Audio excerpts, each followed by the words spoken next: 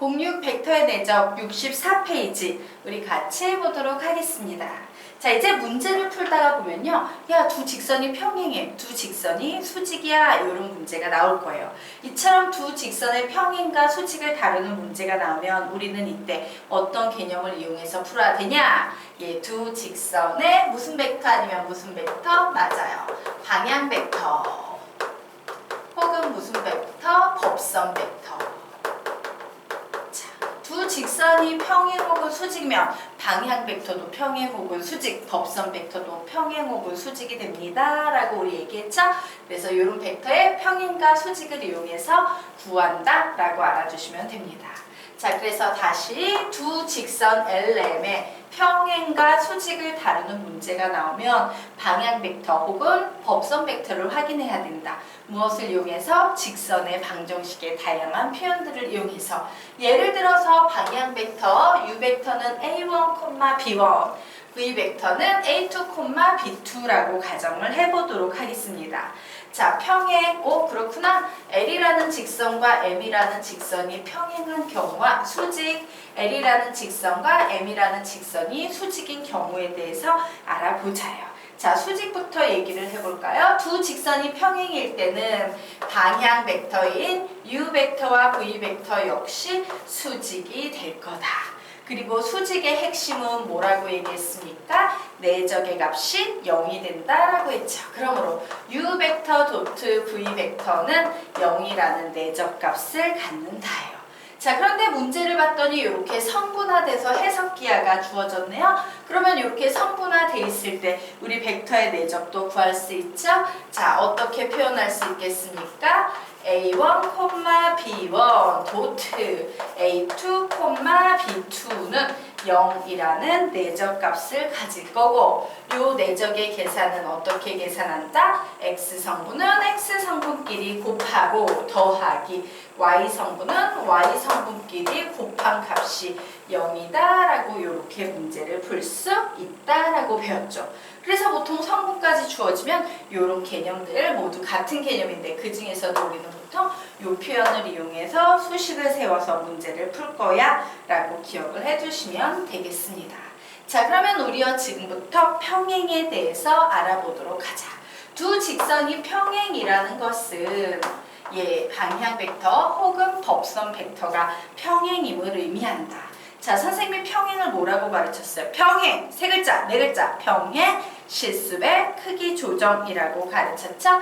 그러므로 여기에 나와 있는 이 평행이라는 표현은 실습배를 이용해서 얘는 U 벡터는 K의 V 벡터와 같을 거야. 실습배를 한 것과 같을 거야 라고 표현을 할 수 있습니다.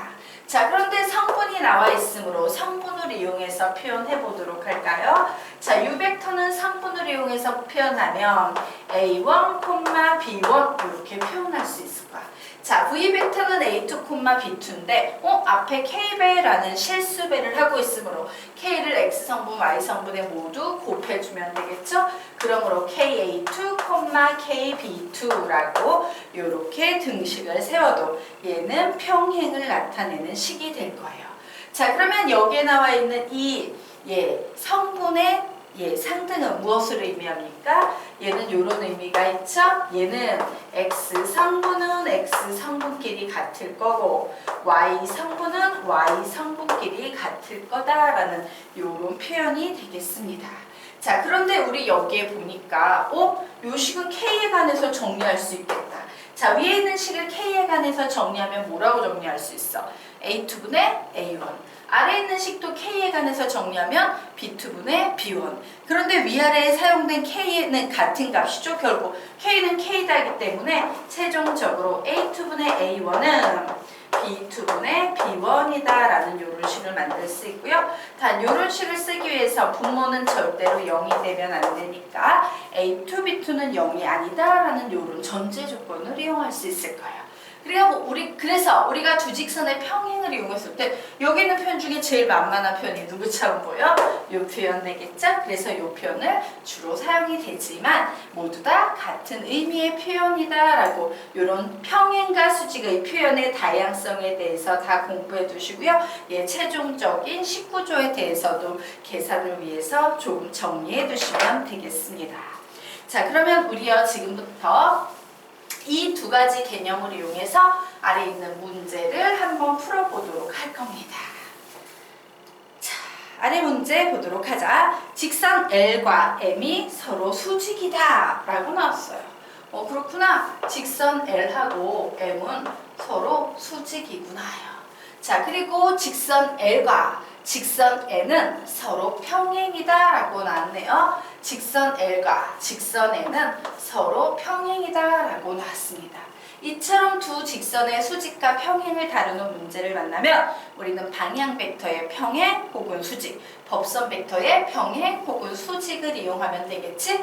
자, 그러면 방향 벡터를 이용할 것인가, 법선 벡터를 이용할 것인가 어떻게 결정해요? 예, 양변 분수식꼴로 바꾸기 쉬운 형태는 방향 벡터. 매개 변수를 이용하는 식 역시 방향 벡터. 하지만 일직선식은 0이라는 꼴로 변형이 되기 쉬운 문제는 법선 벡터 위주로 정리를 해줍니다 라고 했는데 우리 요식 보니까 뭐야? 양변 분수식으로 정리하기 좋겠다. 얘도 양변 분수식으로 정리하기 좋겠다. 얘도 양변 분수식으로 정리하기 좋겠다.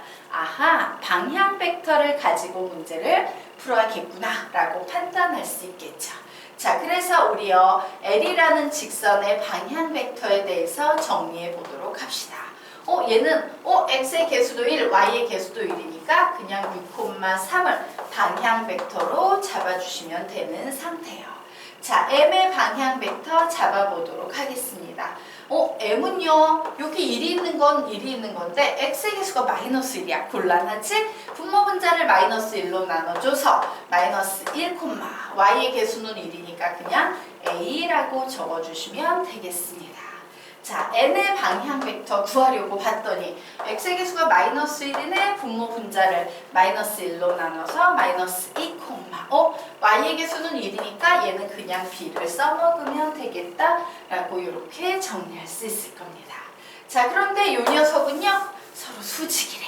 수직은 뭐야? 내적의 값이 0이다지. x성분은 x성분끼리 곱하고 더하기 y성분은 y성분끼리 곱한 값이 0이다.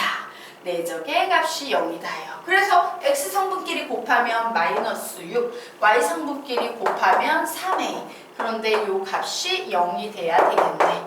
a의 값은 몇 되겠습니까? 2. 이렇게 간단히 나오겠죠.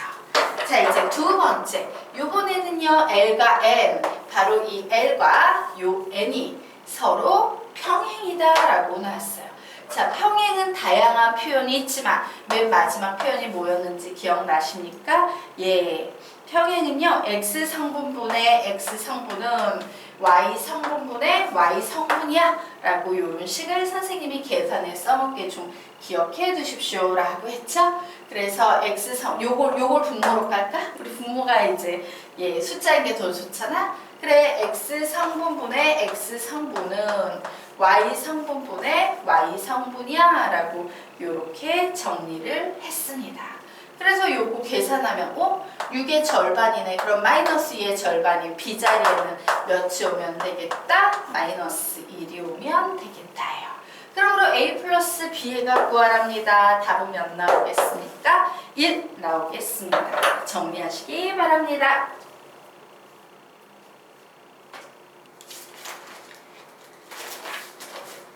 예, 되셨습니까? 네. 그러면 우리 이제 페이지 넘겨서 다음 페이지 들어가도록 하겠습니다. 자, 65페이지 보도록 하자. 우리가 요번에 배울 개념은요, 세점 ABC가 일직선 위에 있을 조건 되겠습니다. 자, 세점 ABC가 일직선 위에 있다라고 문제가 나오면 여러분이 반드시 확인해야 될 게 있어요. A, B, C 중에 누가 확정된 점이고 누가 미확정된 점인지 확인하셔야 되는데요. 자, 이처럼 직선 AB에 점 C가 있어. 이런 식으로 우리가 문제를 정리하기 위해선 어떤 전제 조건을 가져야 되냐? A라는 점이요, 고정되어 있는 확정된 점이어야 돼요. B라는 점도 확정된 점이어야 돼요. 그런데 C가 미확정된 점일 때 우리는 확정된 점 두 개를 이용해서 직선의 방정식을 만들 거고, 와, 그 위에 우연히도 미확정된 점 C가 꽂혀 있더라. 이런 식으로 해석을 해서 문제를 푸셔야 합니다. 자, 그러면 우리 얘기를 한번 들어보도록 하자. A라는 점이 있어. 얘 확정됐어요. x1, y1이라고. B라는 점이요, 확정돼 있어요. x2, y2라고 이렇게 확정이 돼 있습니다.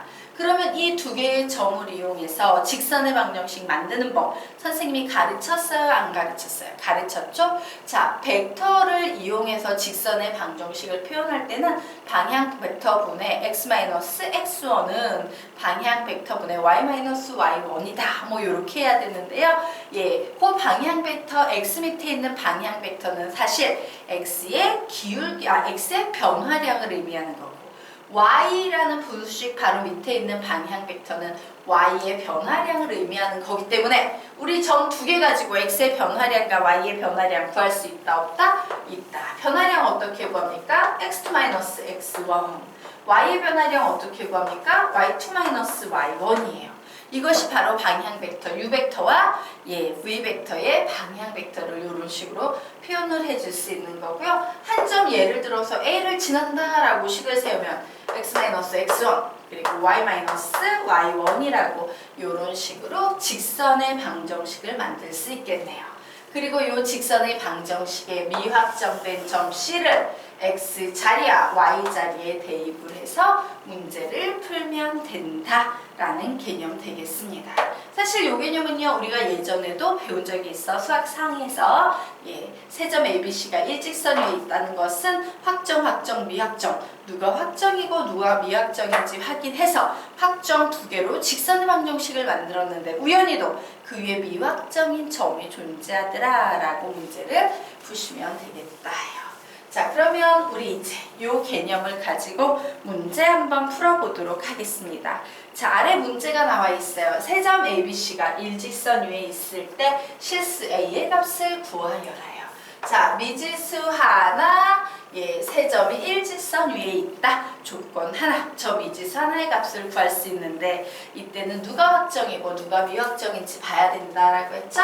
자, A와 B가 확정이고요. C가 미확정이므로 우리는 A, B 가지고 직선의 방정식 만든 후에 X자리에 2A-3을 Y자리에 0을 대입해서 등식을 성립하는 A 값 구하시면 되는 겁니다. 만들어 보겠습니다. 자, 우선 x의 변화량부터 만들어 볼까 합니다. x2-x1.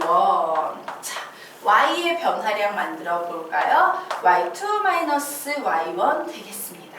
그런데 놀랍게도 이 점이 마이너스 3,2 자리에 있다 그러면 x 플러스 3, y-2라고 이렇게 식을 세워두면 되겠죠.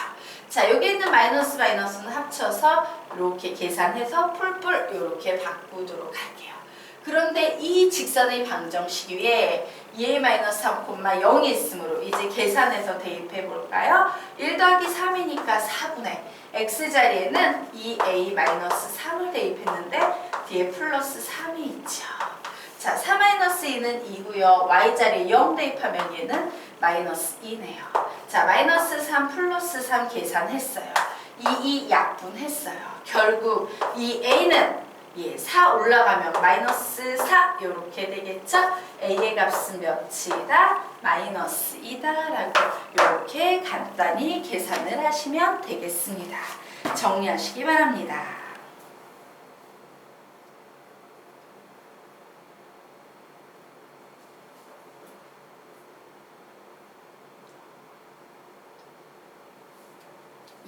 자, 여기까지 되셨습니까? 이로써 우리는 직선과 관련된 개념을 한번 정리했어요. 자, 그러면 평면 벡터에서는 도형이 두 개 나옵니다 라고 했죠. 직선하고 뭐 하나 더 배우면 된다? 원 배우면 되죠? 그래서 우리는 지금부터 66페이지로 넘어가서요. 평면 벡터를 이용한 원의 방정식이라는 이론에 대해서 좀 정리를 하고 가도록 하겠습니다.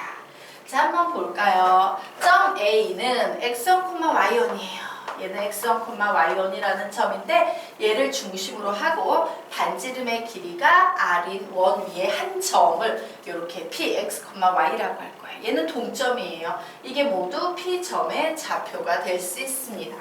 그러면 우리는 저 그림을 보면서 어떤 벡터 방정식을 만들 수 있냐면요. 이런 등식을 만들어낼 수 있어요. 야, AP 벡터라는 녀석의 크기는 보니까 R이야. 저 원의 방정식을 아주 간단히 이렇게 표현할 수 있다 없다? 있다 되겠습니다. 자, 여기 좀 수정 좀 하고 갈게요. 두 점 AP의 위치 벡터인데 여기 B라고 나왔어. 미안합니다. 요거 P로 조금 바꿔놓으세요. A 벡터, P 벡터라고 수정을 좀 해놓으시기 바랍니다. 자, 그러면 우리 요 녀석을 가지고 위치 벡터가 각각 A 벡터, P 벡터로 결정이 됐으니까 얘를 가지고 수식으로 만들 수 있어요? 없어요? 있죠. 어떻게 바꾼다? 벡터는 D 빼기 P다. 즉 P 벡터 빼기 A 벡터를 해야 된다. 그래서 절대값 P 벡터 빼기 A 벡터는 R이야 라고 요 식은요 그대로 이렇게 변형이 될 겁니다. 자, 그런데 선생님은 절대값이 좀 불편하네. 그래서 얘를 좀 정리해주기 위해서 뭘 할 거냐? 양변 제곱해 볼 겁니다. 즉 절대값 P 벡터 마이너스 A 벡터의 제곱은 R의 제곱이다 라는 이런 식을 만들 수 있고요. 벡터의 특수성이죠. 이런 개념 아시죠 여러분? A 벡터의 제곱이라는 녀석은 A 벡터 도트 A 벡터와 같은 식이다 라는 엄청나게 중요한 개념이 있었어요. 그래서 우리는 여기에 보이는 이 절대값의 제곱을요 P 벡터 마이너스 A 벡터 도트 P 벡터 마이너스 A 벡터는 R의 제곱이다 라는 이런 식으로 바꿔놓을 수 있을 겁니다. 자, 그런데 이제 성분화로 얘기를 해볼게요. P 벡터에서 A 벡터를 뺐대. X 성분에서 A 성분을 빼버리고 Y 성분에서 요 Y1 성분을 빼버린 녀석이지.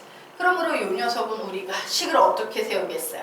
성분화 시키면 X 성분은 X-X1, Y 성분은 Y-Y1이라고 쓸 수 있을 거야. 도트 X-X1, Y-Y1은 R의 제곱이다 라는 이런 식을 세울 수 있습니다.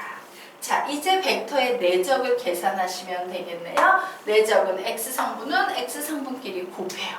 곱했더니 똑같이 생겼네. X-X1의 제곱 더하기 Y성분은 Y성분끼리 곱해요. 곱했더니 Y-Y1의 제곱은 R의 제곱이다 라는 이런 방정식이 만들어지지. 자, 이거 굉장히 눈에 익지 않습니까? 예. 우리가 수학상에서 배웠던 원의 방정식의 표준형이에요.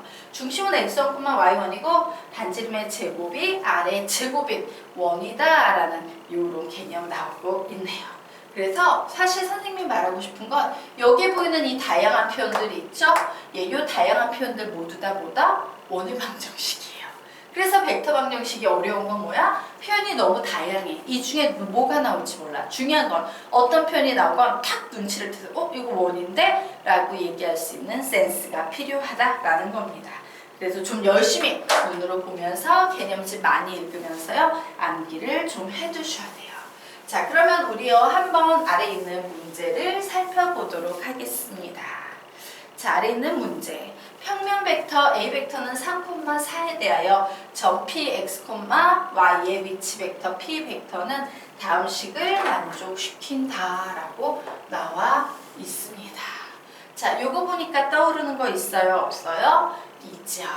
자, 사실 요 A 벡터의 크기라는 건 A 벡터가 주어졌으니까 어떤 숫자에 불과해요. 그러면 눈에 많이 익지 않아요? 절대값 P 벡터 마이너스 A 벡터는 어떤 숫자다. 눈에 많이 익는데 우리 위에서 배웠던 개념에 보면 바로 그 개념 설명 이때 두 점 A, P의 위치 벡터를 A 벡터, P 벡터라 하면 해서 그 다음 줄에 나와 있는 표현이 뭐예요? 절대값 p 벡터 마이너스 a 벡터는 r이므로 뭐 이렇게 나와 있잖아. 똑같지 않습니까? 원이에요, 원. 얘를 보면서 여기에서 원의 향기를 느끼셔야 하는 겁니다. 그래서 좀 표현은 다양하지만 하나하나 다 섬세하게 기억해 두시기 바랍니다. a 벡터의 크기 구하면 어떻게 돼요? 루트 3의 제곱 플러스 4의 제곱해서 3대 4대 5 뭐 이렇게 나오네요. 그럼 나 이거 뭔지 알 것 같아. 얘는 중심이 몇 콤마면 3,4고 반지름의 길이가면 5인 원이구나 라고 이렇게 판단을 할 수 있을 겁니다. 그럼 뭐 게임 끝났지. 점 P가 나타내는 도형이라는 것은 보니까 중심이 3,4고 반지름의 길이는 5인 원이야 라는 사실을 캐치해내는 게 제일 중요하다. 직선의 다양한 표현이건 원의 다양한 표현이건 암기를 좀 해두고 기억을 해두자라고 했죠. 자, 그러면 이 도형이 x축과 만나는 두 점 사이의 거리를 구하래요. 구해볼까요? 중심은 하나, 둘, 셋, 하나, 둘, 셋, 넷, 3,4 여기에 있네요. 자, 그리고 반지름의 길이가 오면 3대 4대 5 해서 요만큼이 반지름의 길이가 되겠네? 원이요 이렇게 생겼을 거야. 그러면 어떻게 되겠어? 요쪽으로 한, 둘, 세 칸이면 요쪽으로도 한 칸, 두 칸, 세 칸 가서 원이 이런 식으로 올라오겠지? 왜? 원은 대칭이니까 요 점에 대해서 대칭이니까 이때 x축과 만나는 두 점 사이의 거리를 구하랍니다. 몇 칸 되겠어요? 세 칸, 이쪽으로도 세 칸, 그래서 6칸 되겠네요. 두 점 사이의 거리는 몇이 되겠다? 6이 되겠다라고 이렇게 간단히 그림만 그려서도 구하실 수 있습니다. 정리하시기 바랍니다.